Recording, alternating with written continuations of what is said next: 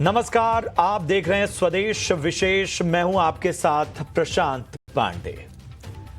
एक दौर था जब हम बच्चों को प्लेग्राउंड में देखा करते थे। एक दौर था जब बच्चों को हम खेलते कूदते और बाकी एक्टिविटीज में देखा करते थे। एक ये दौर है जब बच्चे स्क्रीन से चिपके हुए हैं और अब ये खतरा और ज्यादा बढ़ गया है। अभी तक तो बस उनके स्क्रीन टाइम की हमें चिंता हो रही थी, लेकिन अब डिजिटल दुनिया के नए शिकारी किस तरह से बच्चों को अपना शिकार बना रहे हैं और बच्चे किस तरह से इनकी गिरफ्त में आ रहे हैं, इसका अंदाजा पेरेंट्स तक को नहीं है। इसलिए पूरा शो, पूरी चर्चा आखिर तक देखिएगा।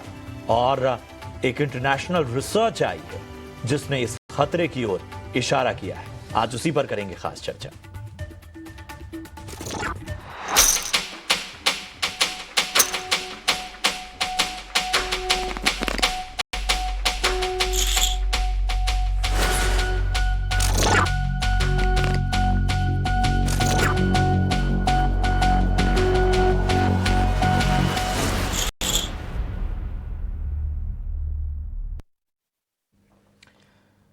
जी हां, बच्चों में कम उम्र से ही इंटरनेट का इस्तेमाल तो बढ़ रहा है, ये किसी से छिपा नहीं है। लेकिन ये इस्तेमाल अब अपनी जो सीमाएं हैं वो लांघता हुआ उन्हें पूरी तरह से एक अनचाहे खतरे की ओर ढकेल रहा है। ये हम नहीं कह रहे, बल्कि दुनिया भर की स्टडी इस तरफ की ओर इशारा कर रही है। वो बचपन जो कभी खेल कूद में व्यस्त था, उसे अब गेमिंग और सोशल मीडिया की लत लग रही है। और ये गेमिंग और सोशल मीडिया की जो विंडो है, ये इन्हें एक अंधेरे कुएं की ओर ले जा रही है। एक ऐसी अंधेरी दुनिया जहां पर खतरे हजार हैं, जिनसे ये मासूम बचपन बच नहीं पा रहा। यूनाइटेड नेशंस की हालिया रिपोर्ट कहती है कि दुनिया में हर आधे सेकंड में एक बच्चा ऑनलाइन होता है। 2023 में दुनिया भर में 15 से 24 साल के 79% लोग ऑनलाइन एंगेजमेंट में रहे। भारत में बच्चों में ऑनलाइन क्लासेस, गेमिंग का चलन बढ़ने के बाद अब यह खतरा और बढ़ रहा है। अब ऑनलाइन दुनिया की बच्चों की ये बढ़ती जो पहुंच है, वो कौन से बड़े खतरे ला रही है, वो आपको जानना होगा। बतौर पेरेंट्स आपको पता भी नहीं चलता कि कब ये डिजिटल दुनिया की ये जो खिड़की है, ये बच्चों को साइबर बुलिंग, ऑनलाइन रैगिंग के जाल में फंसा रही है। असली पहचान छुपाकर प्रेडिटर्स बच्चों को अपना शिकार बना रहे हैं। और आज इसी पर हम खास चर्चा करने वाले हैं। आज की चर्चा में हमारे साथ खास मेहमान जुड़ेंगे और उनके साथ हम इस चर्चा को आगे बढ़ाएंगे। लेकिन कुछ आंकड़े जरूर आपके सामने उसके पहले हमें रखना होगा। तमाम आंकड़े हमने आपके सामने रखे। अब ये जो एक शब्द आ रहा होगा, प्रेडिटर्स, डिजिटल प्रेडिटर्स, दरअसल ये है क्या? दरअसल प्रेडिटर्स आमतौर पर झूठे नाम और झूठी जो प्रोफाइल है, फेक प्रोफाइल है, वो बनाकर बच्चों को लुभाते हैं। और बच्चे जो हैं, चूंकि ऑनलाइन दुनिया में उनके इंटरेस्ट, उनकी पसंद नापसंद, इसका अंदाजा लगाना आसान है, तो इन बच्चों को इस डिजिटल ट्रैप में बड़ी आसानी से फंसाया जा रहा है। ये आज की पेरेंटिंग के लिए भी बहुत बड़ी चुनौती सामने आ रही है। तो ये आंकड़े वाकई चिंताजनक है और इसीलिए हमने सोचा कि चूंकि ये मामला सीधा हर पेरेंट्स, हर परिवार से जुड़ा है, तो इसे आपके सामने लाया जाए। और इस चर्चा में हमारे साथ आज खास मेहमान जुड़ रहे हैं। मैं परिचय करा दूं, हमारे साथ हरप्रीत सिंह ग्रोवर हैं, जो कि curious parent independent research on parenting and children से ताल्लुक रखते हैं। Harpreet, thank you so much अपना समय देने के लिए।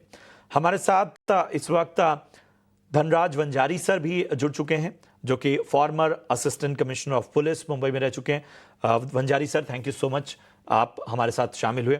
हमारे साथ विजय गोयल सर भी चर्चा में शामिल हो रहे हैं, जो कि कोऑर्डिनेटर हैं research institute of human rights, rehabilitation of children, child labour, child trafficking, इन सब से जुड़े पहलुओं को बड़े करीब से देखा है इन्होंने और तमाम पहलुओं को भी बहुत बेहतर तरीके से समझ रहे हैं। तो विजय सर, मैं चर्चा की शुरुआत आपसे ही करूंगा। ये एक नया खतरा है, मतलब डिजिटल दुनिया जो हमारी सहूलियत के लिए बनी थी, एक ऐसी दुनिया जहां पर बहुत कुछ इंफॉर्मेशन और बाकी चीजें बेहतर हो रही थी, वो डिजिटल दुनिया अब हमारे बच्चों तक पहुंच गई है। उस मासूम बचपन को जिसे आसान है मैनिपुलेट करना, जिसे आसान है किसी भी ट्रैप में फंसाना। देखिए, दुर्भाग्य यह है कि आपने जो बात कही कि ये जो डिजिटल डेवलपमेंट है ये हमारी सुविधा के लिए और उसके लिए था और आज की आवश्यकता के लिए भी था। और ये था कि एक हम आपस में जो कनेक्टिविटी थी एक दूसरे की कनेक्टिविटी को मजबूत कर दें करने के लिए था। 2010 के बाद से ये काफी लंबे स्तर से बढ़ता है कि कोरोना ने, देखिए कोरोना ने इस पूरी चीजों को और ज्यादा मजबूत कर दिया, जहां आप सारी चीजें आपकी ऑनलाइन होने लग गई। इवन यहाँ तक कि आज जो हम चर्चा कर रहे हैं वो भी आज हम ऑनलाइन ही सारी चीजों के ऊपर चर्चा कर रहे हैं। और इस ऑनलाइन ने सबसे ज्यादा प्रभावित किया वो कि हमारे बच्चों को, और उससे पहले और यदि थोड़ा पीछे जाएं तो प्रभावित किया हमारे डेवलपमेंट ने। हमारे इस इकोनॉमिक डेवलपमेंट ने हमारे सोशल डेवलपमेंट को खत्म कर दिया, और इस सोशल डेवलपमेंट के खत्म होने की वजह से हमारे परिवार, जो न्यूक्लियर फैमिली सिस्टम था वो सिंगल फैमिली में कन्वर्ट हो गया। और ये जो डेवलपमेंट हुआ, डिजिटल डेवलपमेंट जिसकी हम बात कर रहे हैं, इसने इसको और ज्यादा मजबूती से और इसको जोड़ा। और इसी का कारण ये है कि आज जो बच्चे ज्वाइंट फैमिली में खेलने के लिए, बातचीत करने के लिए, उनसे आपस में मिलने जुलने के लिए जो तौर तरीके थे वो सारे खत्म हो गए। बच्चे, यदि माता पिता दोनों वर्किंग पेरेंट्स हैं तो बच्चे की स्थिति और ज्यादा भयानक हो रही है। बच्चे, यदि माँ भी घर में है तो आज स्कूल सबसे बड़ा काम जो आज कर रहे हैं वो हमारे स्कूल भी कर रहे हैं। क्योंकि अधिकांश स्कूल आप देखेंगे, जितने भी सो कॉल्ड बड़े स्कूल जिसको कह रहे हैं हम, जो आज बच्चों का होमवर्क भी उनके ऑनलाइन मांग रहे हैं, बच्चों की पढ़ाई सारी ऑनलाइन कर रहे हैं, बच्चों का सारा होमवर्क चेक करना, होमवर्क कुछ भी रिटर्न लिखना भेजना वो सारा ऑनलाइन हो रहा है। ये सबसे बड़ा खतरा ये यहाँ से पैदा रहा। और इसी खतरे में जो दूसरे इन्फ्लुएंसर जुड़े, जिन्होंने इन बच्चों को एक अलग तरीके से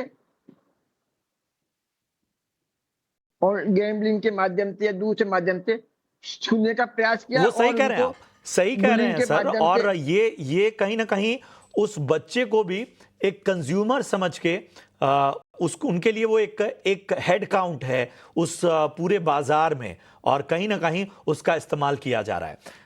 मैं एक चीज पे आऊंगा, मतलब इस पूरे उसमें ना, जो पूरा आप इस रिपोर्ट को पढ़ें तो इस पूरी, जी सर मैं आऊंगा आपके पास, मेरे पास और भी गेस्ट के पास जाना है मुझे। तो इस पूरे उसमें ना एक चीज मुझे बड़ी चैलेंजिंग नजर आ रही है, वो है पेरेंटिंग। और ये अपने आप में इसलिए भी चैलेंजिंग है क्योंकि बहुत मुश्किल है आज के दौर में किसी भी तरह की पेरेंटिंग, आज के दौर में हम देख पा रहे हैं, मतलब वो साइकोलॉजिकल लेवल पे भी और बाकी चीजों पे भी।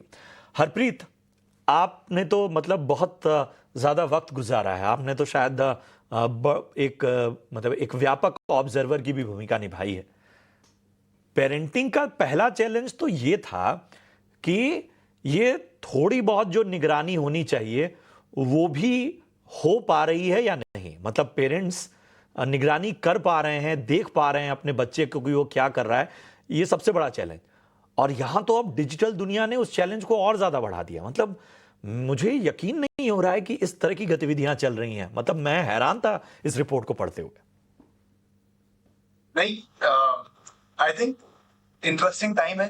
पेरेंट्स तो, मैं ये कहना चाहता हूँ पेरेंट्स लोग अगर बच्चों को बचाना चाहते हैं बचा सकते हैं। और इसका प्रूफ क्या है? इसका प्रूफ ये है कि जब हम छोटे थे तो हर दूसरे बच्चे के हाथ में कहीं प्लास्टर लगा होता था, चोट लगी होती थी, उस पर हम जाके लिखते थे, अपने साइन वगैरह करते थे, किसी की लात टूटी होती थी, हाथ टूटी। अब आजकल आप देखोगे बच्चों के प्लास्टर नहीं लगता है, चोटें कम लगती हैं। क्यों? क्योंकि हम अपने बच्चों को फिजिकली ज्यादा सेफ रखना चाहते हैं, लेकिन उसके साथ में उनकी ऑनलाइन सेफ्टी भी जरूरी है। So parents are very good into, वो देख रहे हैं कि फिजिकल सेफ्टी के लिए क्या करना है, लेकिन ऑनलाइन सेफ्टी को पे थोड़ा कम ध्यान दे रहे हैं। और हाँ, वहां पे बाहर जैसे आपने बोला, ऐसे लोग हैं जो हमारे बच्चों को कंज्यूमर की तरह देखते हैं और चाहते हैं कि बच्चा उनकी तरफ अट्रैक्ट। तो अगर आप इस जमाने में पेरेंटिंग कर रहे हैं, तो दो चीजें जो कि एक पेरेंट कर सकता है, जो कि जरूरी है करना। पहला ये है कि बच्चे को सोशल मीडिया एक्सेस 16 साल की उम्र से पहले मत। सोशल मीडिया एक्सेस और बहुत सारी गेम्स हैं जिसपे बच्चा, आपको लगता है खाली गेम खेल रहा है, लेकिन दूसरे लोगों से चैट भी कर सकता है। और वहां पे चैट रूम्स हैं जहां पे लोग बैठे हैं बच्चे से सिर्फ इस तरीके की बात करने, कि उनको लुभाने के लिए। आई थिंक ये पहली चीज है जो कि पेरेंट ध्यान दे सकता है, और पेरेंट को ये क्लियर होना चाहिए कि वो ये कंफ्यूज ना हो जाए, नहीं नहीं ये बच्चे का फोन है या ये है, मैं नहीं देख सकता। अगर आपका बच्चा 16 साल से कम का है, बच्चे को और आपको क्लियर होना चाहिए कि आप उनके ऑनलाइन डिवाइस पे सब कुछ पढ़ सकते और देख सकते। इसमें कोई छुपी होने वाली या गलत बात नहीं है, पेरेंटिंग में करना। एक ये इंपॉर्टेंट बात है। दूसरी इंपॉर्टेंट बात जो कि है कि मैं आपको एक उदाहरण देना चाहूंगा कि एक छोटी लड़की थी 4 साल की, वो खेल रही थी किसी के घर, और खेलते खेलते वो गिर गई। तो उसकी जो व्हाइट ड्रेस थी उस पर मिट्टी लग गई। ये मुझे किसी ने लिखा था इंसिडेंट इंस्टाग्राम पे, के उसको मिट्टी लगी और वो रोने लगी। जिसके घर वो थी उसको बोलने लगे कि आप रो क्यों रहे हो, तो साफ हो जाएगा। बोला नहीं, मम्मी मारेगी, वो बोलेगी कि तुम्हारी गलती है। और जिस लेडी ने मुझे ये लिखा था उसने बोला कि I was molested by somebody, and मैंने अपने माँ बाप को इसलिए नहीं बताया क्योंकि वो बोले कि तुम्हारी। So the relationship with the child, आपका रिलेशनशिप दूसरा ऐसा होना चाहिए बच्चे के साथ कि बच्चे को, आपको, अगर बच्चा कहीं फंस भी गया तो उसको आपको बताते हुए डरना लगे। ये पॉइंट। दो और चीजें मेरे ख्याल से ये इंपॉर्टेंट। सबसे जरूरी है कि हम अपने बच्चों में इस तरह की मानसिकता विकसित करें कि वो छोटी से छोटी बात, कोई भी चीज हमें बताने से हिचके नहीं, उनके में डर ना हो। हमें एक ऐसा वातावरण क्रिएट करना होगा। दो चीजें अभी तक जो हमारे दो एक्सपर्ट से चर्चा में सामने आई, पहला कि पेरेंट्स को भी अपने व्यवहार में परिवर्तन लाना होगा। दूसरा, शायद इस पूरे पूरे इकोसिस्टम में जो सबसे बड़ा समय स्कूल या अपनी एजुकेशन, अपनी ग्रूमिंग में बच्चा जहां जहां बिता रहा है, उनको भी ना ये डिजिटल डिपेंडेंसी को थोड़ा सा कम करना होगा, बहुत आवश्यक हो गया है। धनराज सर, मैं बड़ा चिंतित हूं इस बात से कि अभी तक तो एडल्ट्स ही ये डिजिटल के फ्रॉड्स, वहां की तमाम काले कारनामों से परेशान थे। यहां तो बच्चा है, मतलब फर्स्ट हैंड में तो उसे समझ में ही नहीं आएगा कि उसके साथ हो क्या रहा है। मतलब वो अगर किसी से चैट भी कर रहा है, जैसा कि बता रहे थे कि कई ऐसे गेमिंग, एडवांस गेमिंग प्लेटफॉर्म्स हैं जो जहां पर लग रहा है कि बच्चा गेम खेल रहा है, लेकिन वो किसी से चैट भी कर रहा है। यही बात है, ये एक बड़ा चैलेंज है और इस चैलेंज को हम कैसे निपटे। अभी जैसे बताया गया कि कोरोना की वजह से ये बढ़ गया, बढ़ा नहीं बल्कि कोरोना इसी के लिए लाया गया। मैं तो कहूंगा कि ये इनएविटेबल पार्ट ऑफ लाइफ हो जाए सबका। अब सवाल ये है, वेनोमोलॉजी का एग्जाम्पल मैं हमेशा देता हूं कि जहर है, ये जहर फैलाया जा रहा है। कोबरा का जहर कैंसर के ट्रीटमेंट में यूज होता है। तो उस जहर को बजाय मरने के एक ट्रीटमेंट कैसे बनाया जाए, तो उन्होंने उसका एक कंट्रोलिंग काउंटर डेवलप किया। कंट्रोलिंग काउंटर जब तक हम डेवलप नहीं करेंगे तब तक हम इसको पूरी तरीके से एनकाउंटर नहीं कर पाएंगे। हमारे सामने चीन का सबसे पहला मॉडल है जो गवर्नमेंट अपने आप से अपने ऐप खुद डेवलप करके किसी इंटरनेशनल पावर का इंटरवेंशन न रखते हुए डेवलप किया हुआ ऐप देती है, चलाती है और सारे बेसिक जो फंडामेंटल डिजिटल वर्ल्ड के फंक्शंस है उसको निभाती है।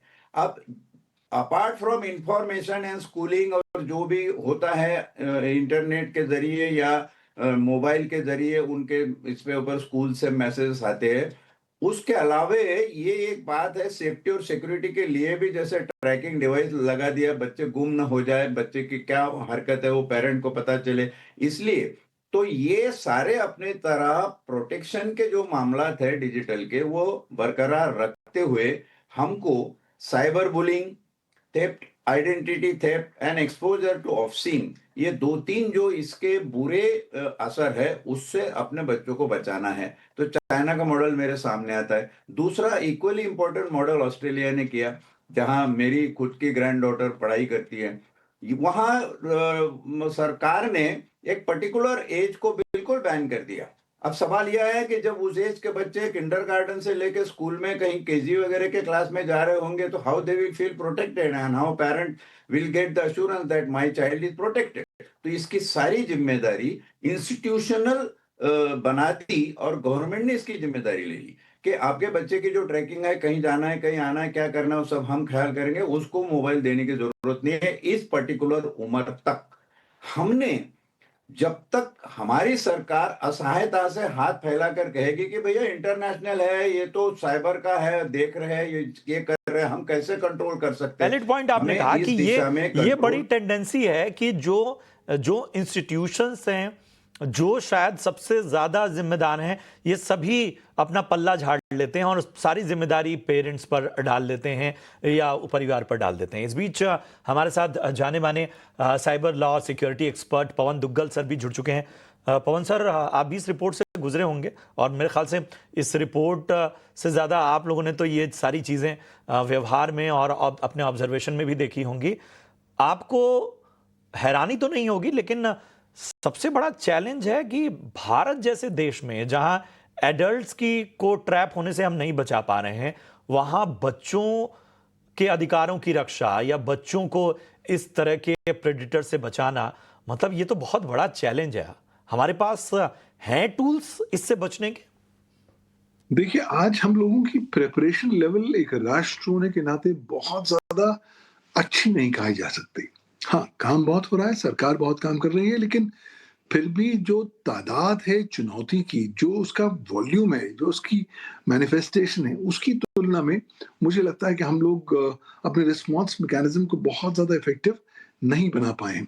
भूल गए हैं कि पोस्ट कोविड-19 के बाद भूल गए हैं कि हम लोग एक नए golden age of cyber crime में कदम रख चुके हैं। हम लोग इस बात को कॉन्टेक्स्ट में नहीं ले रहे हैं कि 30 नवंबर 2022 के बाद जनरेटिव एआई हम लोगों का जिंदगी का अहम हिस्सा बन गया है, खास तौर पर बच्चों का। और कहीं ना कहीं बच्चे एक कॉग्निटिव परतंत्रता की दिशा में मुड़ चुके हैं। वो अपना दिमाग कम इस्तेमाल कर रहे हैं, एआई का ज्यादा इस्तेमाल कर रहे हैं, तो कॉग्निटिव कॉलोनियलिज्म की तरफ बढ़ते जा रहे हैं। और सबसे बड़ी चुनौती तो अब ये है कि आज जो पीडोफिल्स हैं, वो आर्टिफिशियल इंटेलिजेंस का इस्तेमाल कर बच्चों को टारगेट कर रहे हैं। तो जब टारगेट करने वाला व्यक्ति इंसान ना होकर एल्गोरिदम होने वाला है, तब बच्चे पूरी तरीके से, मैं कहता हूं, अनकवर्ड होते हैं और बहुत जल्दी वल्नरेबल बन जाते हैं। मुझे लगता है कि हमें इन उभरते हुए एआई क्राइम्स जो खास तौर पर बच्चों को टारगेट किए जा रहे हैं, उनको रेगुलेट करने की अत्यंत आवश्यकता है। मुझे ये भी लगता है कि हमें ज्यादा जागरूकता फैलाने की आवश्यकता है, क्योंकि जो वर्तमान कानूनी प्रणाली है, चाहे वो भारत का सूचना प्रौद्योगिकी कानून सन 2000 हो, चाहे वो भारत का भारतीय न्याय संहिता 2023 हो, वो इफेक्टिवली इस तरह की चुनौतियों को पूरी तरीके से डील करने में सक्षम नहीं है। और आज ऑलरेडी जहां पर वैक्यूम है, भारत के पास ना तो कोई आर्टिफिशियल इंटेलिजेंस समर्पित कानून है, ना ही कोई साइबर सिक्योरिटी कानून है, ना ही कोई विशेष तौर पर ऑनलाइन चाइल्ड प्रोटेक्शन कानून मौजूद है। तो इस संदर्भ में हमारे बच्चे बहुत वल्नरेबल बन जाते हैं।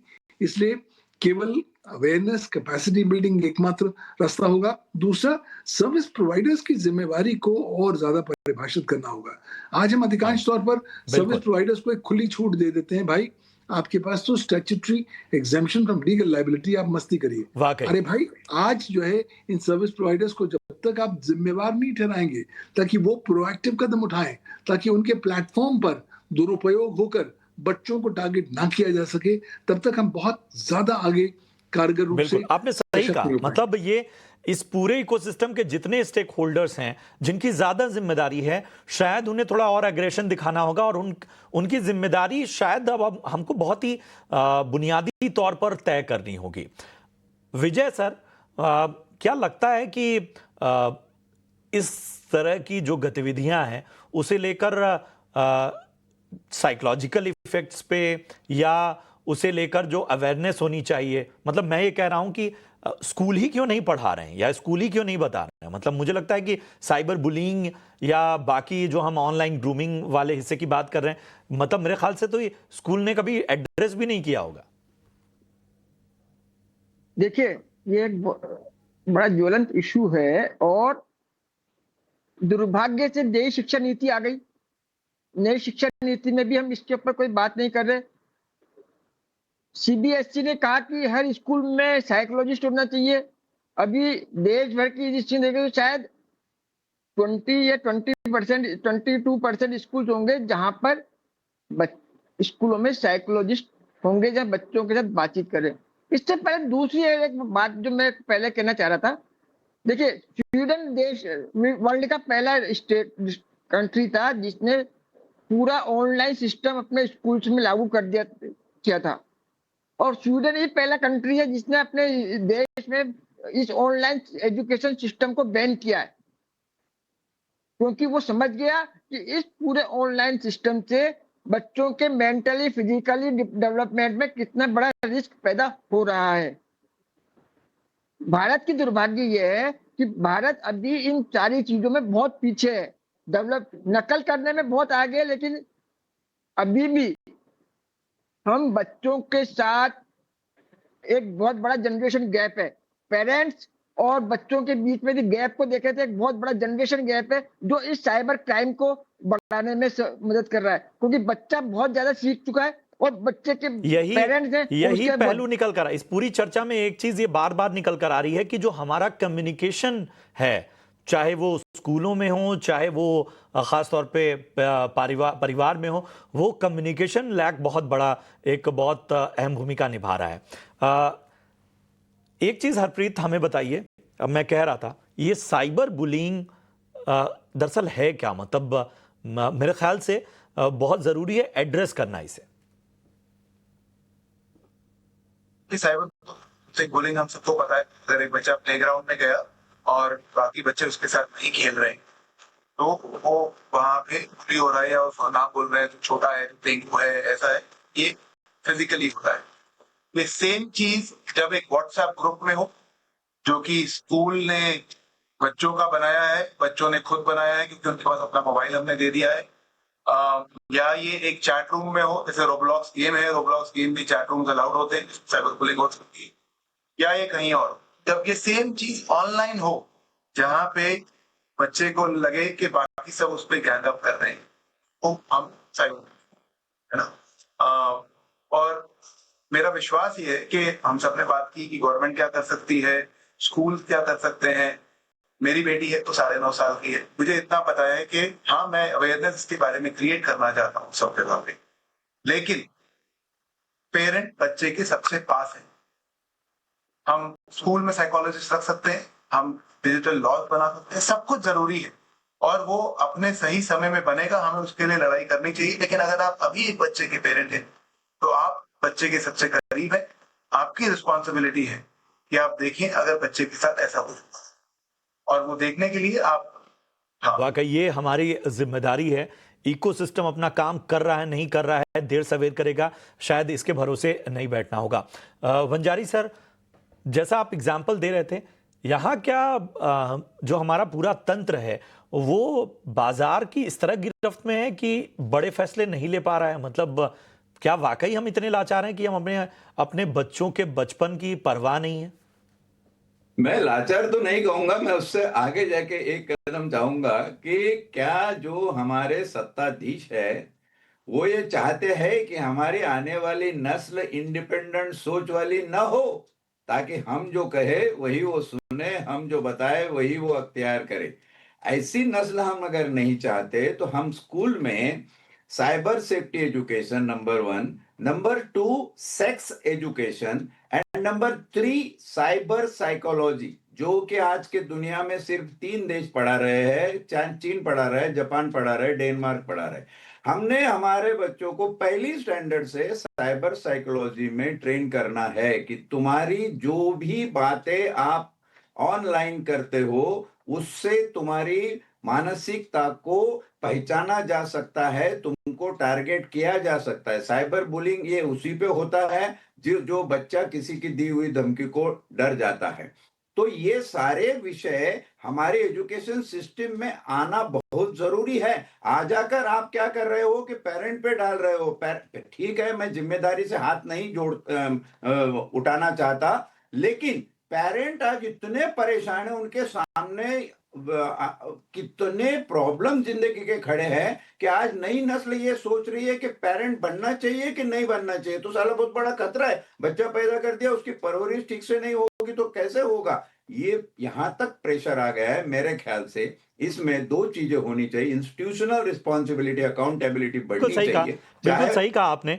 और शायद ये बहुत आवश्यक है कि थोड़ा ठोस कदम उठाया जाए, थोड़ा सा एक कॉन्क्रीट कदम उठाने की। एक आखिरी सवाल के साथ पवन सर, हमें ये बताइए कि हमारे हाथ में क्या है, मतलब हम बच्चों की उस डिवाइस के साथ क्या क्या कर सकते हैं जो कम से कम एक शुरुआती सुरक्षा तो मजबूती के तौर पे दे सके उन्हें।